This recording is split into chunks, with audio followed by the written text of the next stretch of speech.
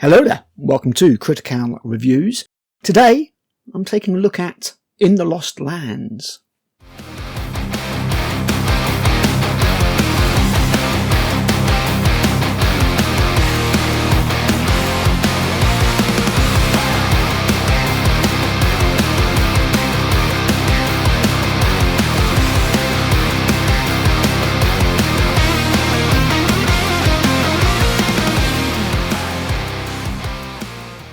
After watching this film, I found myself thinking, what kind of friend would inflict this horror on someone?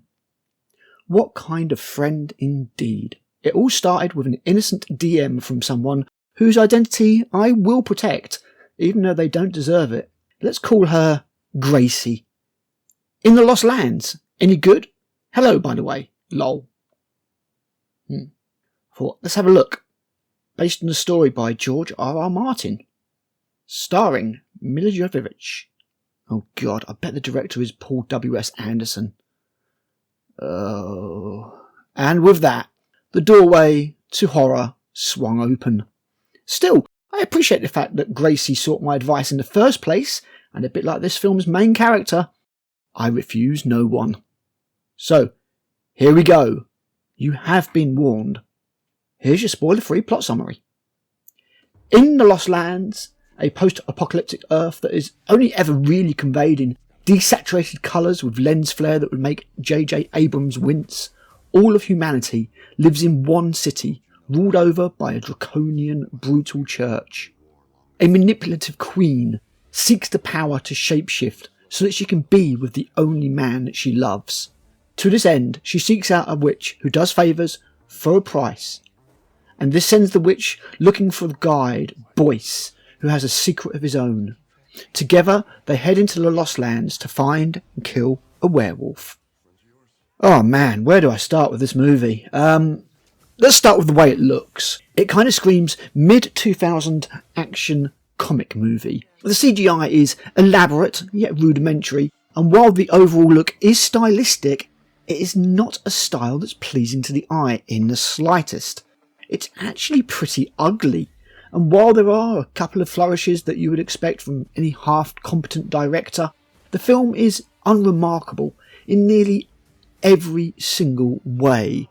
It is generic to the extreme. Let's move on to the acting.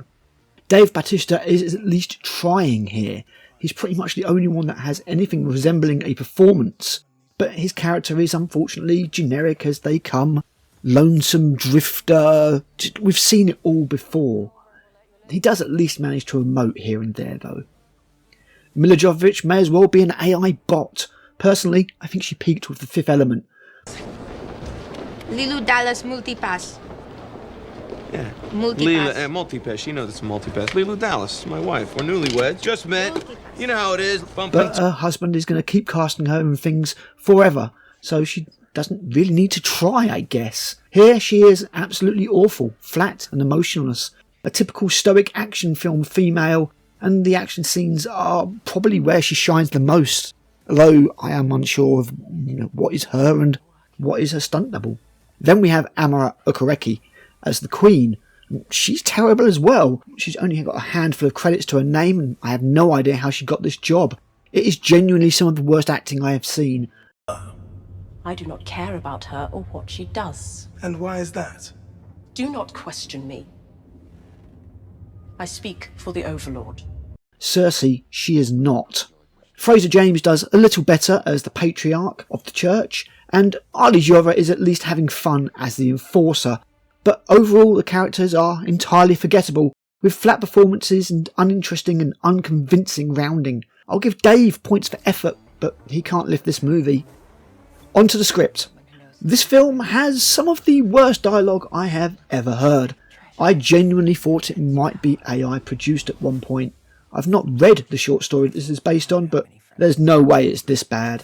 It's like G.R.R. Martin had a bloody stroke. While we're talking about the script, although you can see the glimpses of the G.R.R. Martin story underneath, the political intrigue, the machinations, the character motivations and foibles, it's all just buried under the most generic rushed action slop you ever saw.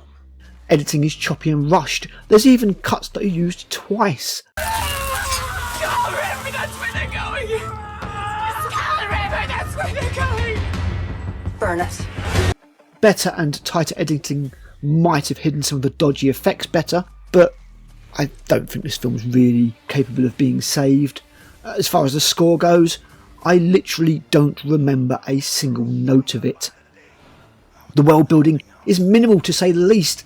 You get a very rough concept of the universe that this is set in, but it's extraordinarily vague. Post-apocalyptic religious western is probably the best you'll get, and it just feels extremely passé as the characters go around doing things that are a 15-year-old's idea of cool.